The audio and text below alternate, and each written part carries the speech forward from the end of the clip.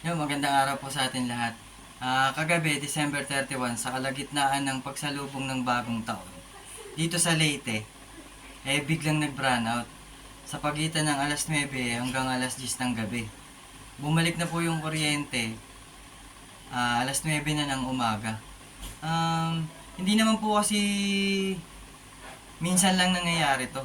Halos sa isang buong taon palaging nagba-brownout dito sa atin sa Leyte, sa Tacloban, Palo, Tanawan, basta yung mga pinoprovide ng Lieco 2. Panawagan lang po sa Lieco at saka kay Gob na rin po, kay Governor Jericho Petilla, Ikot Petilla. Baka po magawa natin ng paraan ngayong taon na to. Kasi hindi naman po kagabi lang nangyari yung sinasabing brownout o blackout. Halos isa-isang buong taon. Kada buwan talagang may nangyayaring brownout ng walang pasabi, walang abiso.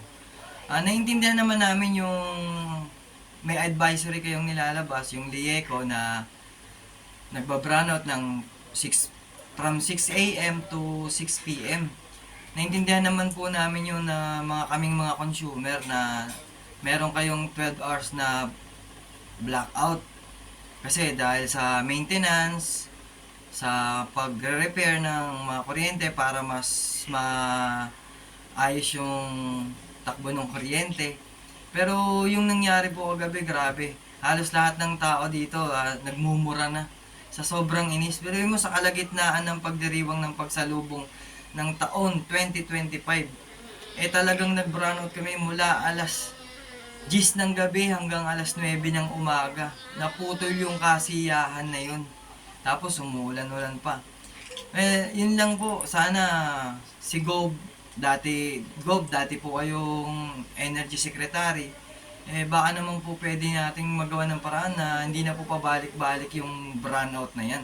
Maliban na lang kung nagkakaroon talaga ng mga pagsabog ng mga transformer, mga sira dahil sa hangin, sa bagyo. Yun po naiintindihan namin yun. Pero yung